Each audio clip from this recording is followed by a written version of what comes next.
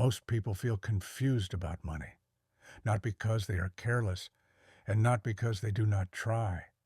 They work, they earn, they plan ahead. They hear advice about budgeting. They track expenses. They try to be reasonable with spending. And still, money often feels unclear.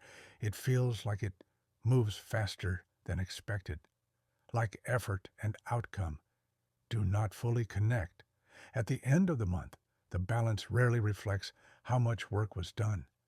This confusion is usually explained as a personal problem, spending habits, discipline, self-control, but that explanation misses something important. Modern money is no longer a simple exchange between effort and reward. It operates inside layered systems. Income arrives on schedules. Costs appear in fragments. Consequences are delayed. When action and result are separated by time and structure, clarity disappears, and confusion becomes a normal outcome of the system itself. Money was not designed to be confusing. At its core, money is a tool. It measures value, it stores effort, and it allows exchange between people who do not know each other. In simple systems, this relationship is clear. Work creates value. Value is exchanged. The result can be seen and felt. But modern money rarely operates in simple systems. Between effort and outcome, layers appear. Institutions, payment schedules, fees, delays. Money no longer moves directly from action to result. It passes through multiple steps before any feedback appears. Because of this, money starts to feel abstract, not physical, not immediate. Numbers replace movement. Balances replace flow. What once reflected real exchange becomes a signal delayed by structure. Money itself does not change, but the system around it grows thicker. And as that distance grows, understanding becomes harder, even when effort stays the same. Money feels confusing because it behaves differently depending on context. The same amount can feel sufficient one month and inadequate the next, not because your needs changed, but because the system around money did. Money is not a stable unit of value in daily life. It is influenced by prices, timing, access, and expectations. Income arrives in fixed intervals. Expenses arrive unpredictably. Costs are spread across time, while payment is concentrated. This creates a perception gap. People plan using static numbers, but live inside a dynamic system.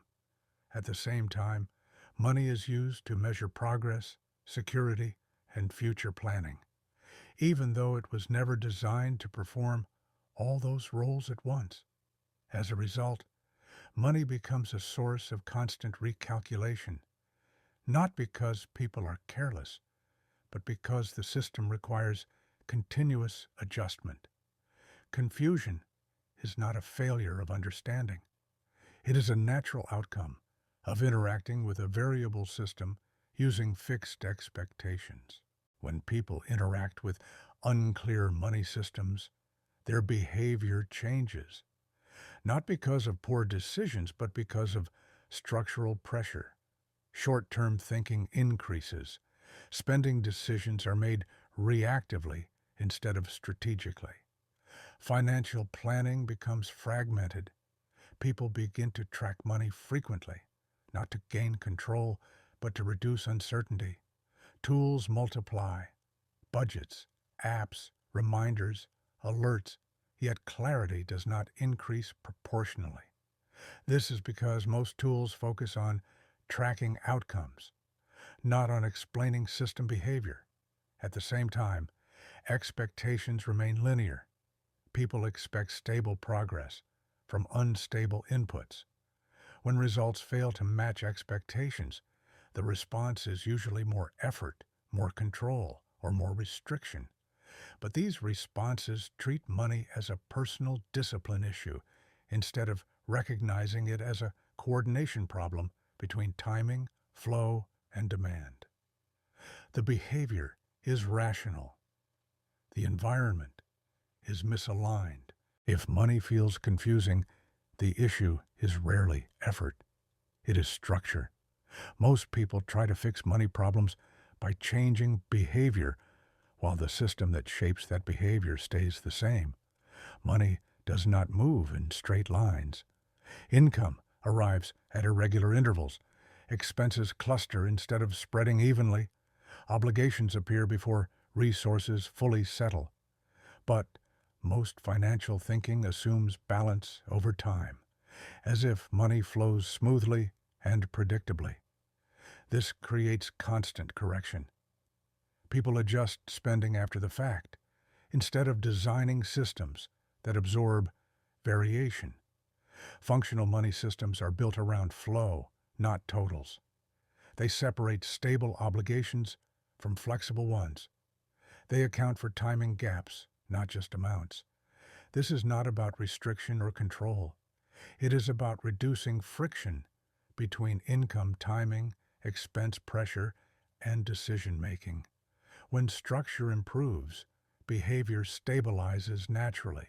Money feels confusing not because it is complex, but because most people interact with it without seeing the system behind it. They experience individual moments, a purchase, a bill, a paycheck, but rarely the structure that connects them. When outcomes feel inconsistent, people blame discipline. When plans fail, they assume poor judgment.